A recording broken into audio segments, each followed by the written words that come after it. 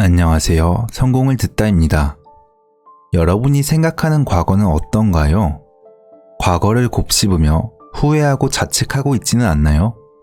오늘은 우리를 항상 따라다니는 부정적인 감정과 그것을 다루는 방법에 대해 다루어 보려고 하는데요. 많이들 부정적인 생각을 지우려면 긍정적인 생각을 하라고 하지만 쉽지만은 않습니다. 좋은 생각과 느낌을 가지려고 해도 어느 순간 다른 사람들과 비교하며 다른 사람들은 행복해 보였는데 왜 나만 이렇게 힘든 걸까? 라는 불안감이 듭니다. 도대체 왜 불안함과 걱정, 부정적인 생각들은 스멀스멀 드는 걸까요? 이런 에너지를 지니면 그에 맞는 현실이 끌어당겨지기에 우리는 이 감정에 대해 살펴보고 없애야겠죠. 불안함과 걱정, 부정적인 생각에서 벗어나서 변화하고 싶다면 이번 영상을 꼭 집중해서 봐주세요. 먼저 우리를 한번 돌아볼까요? 남들이 평가하는 나의 모습과는 다르게 누구나 숨기고 싶은 감정과 모습은 분명 있을 겁니다. 어린 시절 부모님의 기대에 못 미쳤다는 느낌이나 가난한 환경에서 자란 데서 오는 열등감, 사랑하는 사람과 이별했을 때 또다시 누군가를 만나는 것에 대한 두려움 등 우리는 살면서 긍정적인 기억과 경험을 많이 하지만 부정적인 경험과 감정은 마음속 트라우마처럼 남아서 계속 따라다니며 괴롭히죠. 상처를 늘 지니고 다니기에 불안함과 두려움에 가득 찬 내 모습이 원래 나의 모습인 것 같은 느낌마저 듭니다.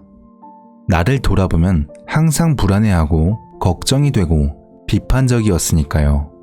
이런 부정적인 에너지를 가졌을 때 가장 힘든 것은 아마 나 자신일 거예요. 부정적인 에너지를 다루는 게 가장 에너지 소모가 높거든요. 내 마음도 몸도 너무 지치고 힘들어 변화하고 싶지만 이내 다시 원래의 나의 모습으로 돌아오곤 합니다. 그리고 그런 내 모습을 보고 원래 내가 이렇고 이게 내 모습이야 라고 합리화하거나 내가 아니라 저 사람 때문에 이런 환경 때문에 내가 이렇게 된 거야 라고 외부 탓을 하죠. 이런 감정을 계속 지니고 있다면 우리는 계속해서 그 에너지를 방출하고 항상 보낸 에너지에 맞는 똑같은 미래를 맞게 됩니다.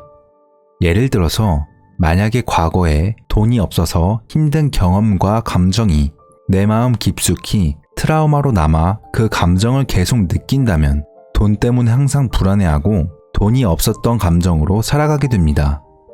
항상 돈 때문에 불안한 감정을 지닌 채로 살아가는 것이죠. 이렇게 돈에 대한 불안한 감정과 느낌을 가지고 있다면 돈 때문에 힘들어야 할 상황이 아님에도 돈 때문에 불안한 현실을 우리 우주가 던져주겠죠. 하늘이 날 돕질 않는다 라고 하지만 우주 지성은 우리가 생각과 느낌으로 보낸 신호에 맞게 현실을 준 것일 뿐입니다. 그것을 우리가 끌어당긴 것이라고 할 수 있죠. 평소에 눈에 보이지 않아서 신경 쓰지 않고 살펴보진 않았던 나의 느낌과 감정은 이렇듯 강력한 힘을 가지고 있습니다. 그리고 나의 내면의 연약한 모습을 감추기 위해 외부의 어떤 것에 주의를 돌리기도 합니다.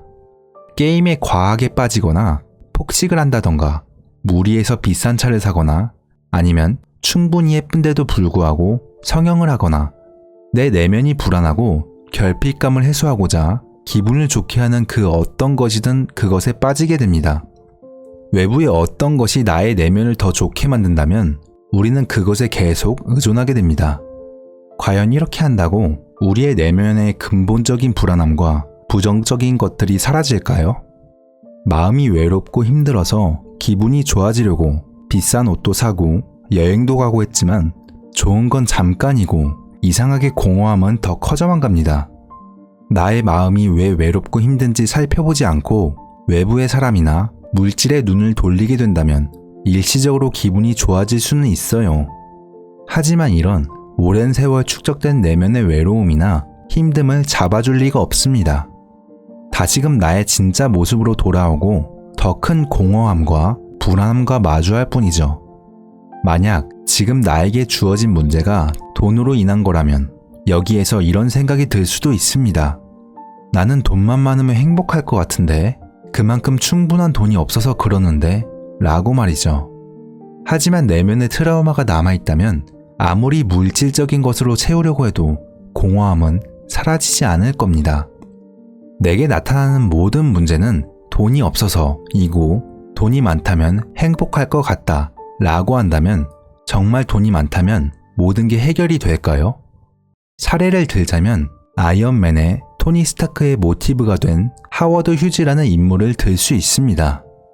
하워드 휴즈는 엄청난 부를 축적한 억만장자였습니다. 비행사, 공학자, 영화, 기획자이자 감독이었습니다. 키도 크고 잘생긴 외모였죠. 하고 싶은 모든 것을 하고 하는 사업마다 성공을 해서 엄청난 부를 축적했습니다. 정말 남부럽지 않고 행복한 인생처럼 보였죠. 과연 억만장자의 잘생긴 외모를 가진 그의 삶은 행복하기만 했을까요? 불행하게도 그의 삶은 그리 행복하지만은 않았습니다. 대인기피증으로 외부와는 거의 단절된 채 생활하였고 세균에 대한 두려움으로 결제할 때는 외부의 창문이나 도르래를 통해 받았다고 합니다. 매우 극단적인 예일 수도 있지만 돈이 많아도 채워지지 않는 무언가가 있다는 것이에요. 물론 돈이 많으면 지금 나에게 있는 문제가 어느 정도 해결이 되겠지만 내면을 살펴보지 않는다면 모든 것이 해결되지 않을 거예요. 돈도 어떻게 보면 외부 물질인데 우리의 공허함을 100% 채워줄 수는 없어요. 우리는 이런 공허함을 없애기 위해서 잊고 있었던 내면의 자아를 살펴봐야 합니다. 그렇다면 오랫동안 나를 따라다니면서 나를 갉아먹는 부정적 감정을 없앨 수 있을까요? 여러분의 과거의 경험이나 환경이 어떻게 됐든 내적으로 변화해야 하는 방법을 안다면 쉽지만은 않지만 바꿀 수 있습니다. 외부의 자극이 우리에게 일시적으로 기쁨을 주기에 구원은 밖에서부터 온다고 무의식적으로 생각하는 건 어쩌면 당연한 겁니다. 그 방법으로는 우선 나의 외부와 내부의 모습을 객관적으로 바라보는 겁니다. 여러분이 세상에 투사하는 나의 이미지는 어떤 모습인가요? 나는 이런 차를 가지고 있어. 나는 이런 사람들을 알아. 나는 이런 회사에서 일해. 등 누군가가 보는 우리의 모습이 외부의 나입니다. 외부의 나의 모습을 먼저 봤다면 그럼 이제 진짜 나의 모습을 볼 차례입니다.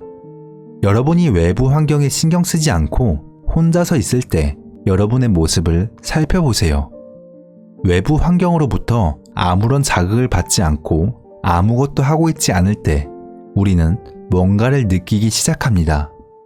부정적인 경험으로부터 얻은 죄책감, 수치심, 분노, 두려움, 우울, 걱정, 증오 등 다양한 감정 상태들이 느껴지고 보일 겁니다.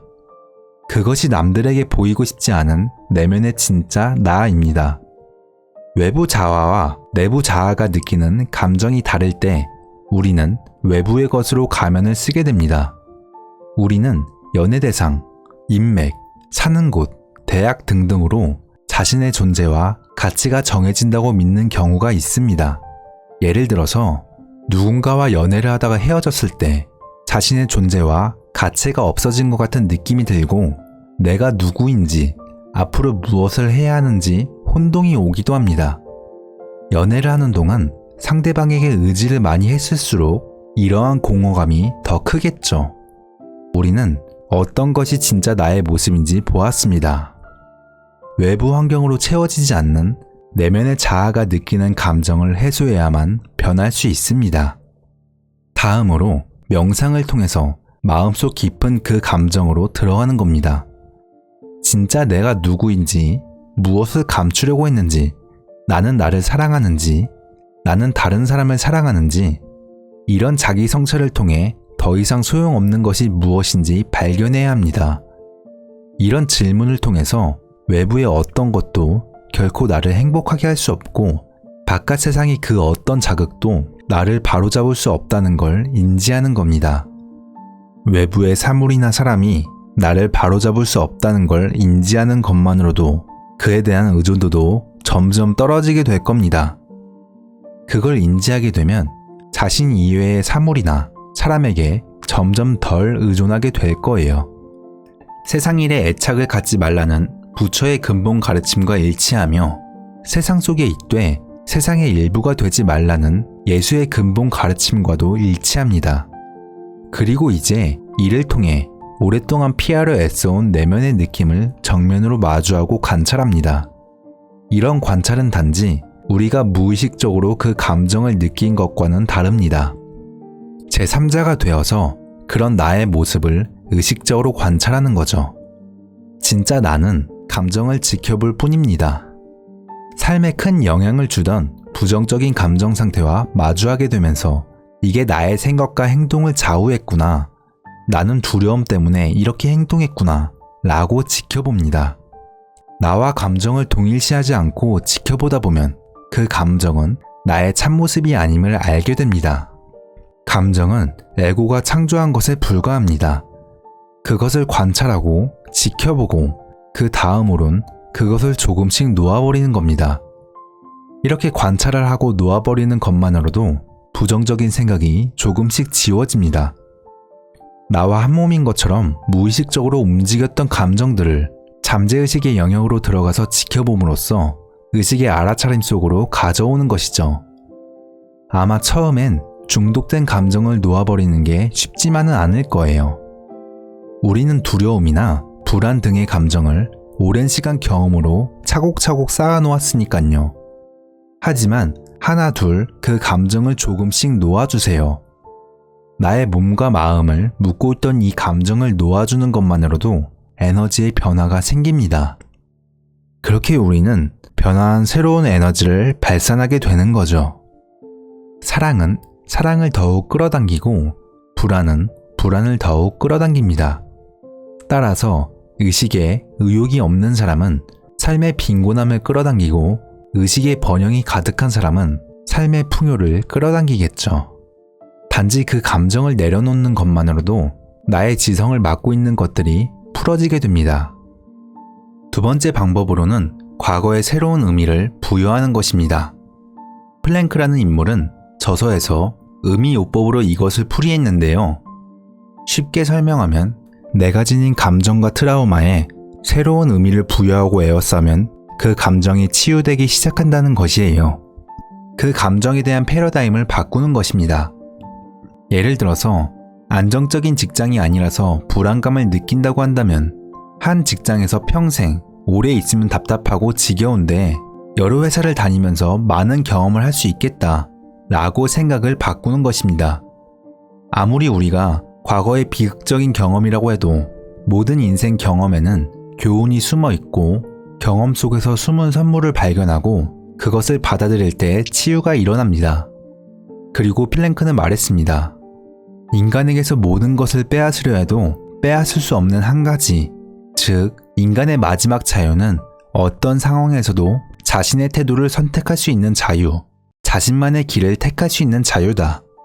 감정적 경험을 통해 우리 마음가짐을 완전히 바꿀지 아니면 그것을 계속 지니고 살지는 우리의 선택이라는 겁니다.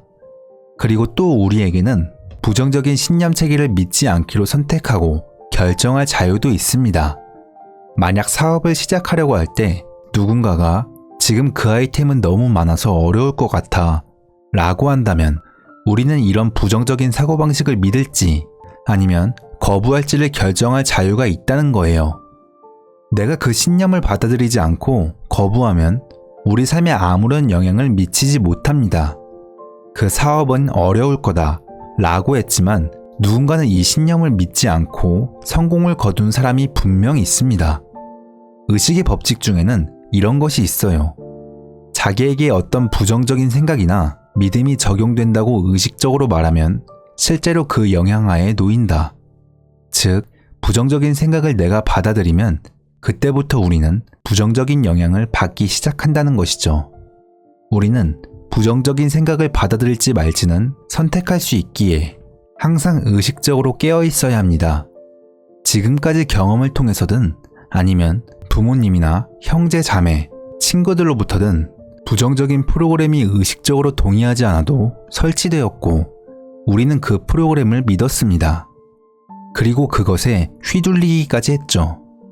내 마음의 주인이 내가 아니라 상대방의 말과 행동에 따라 끌려간 거죠. 하지만 우리는 이제 그것을 그만 멈추기로 마음먹고 방향을 바꾸기로 마음먹을 수 있습니다.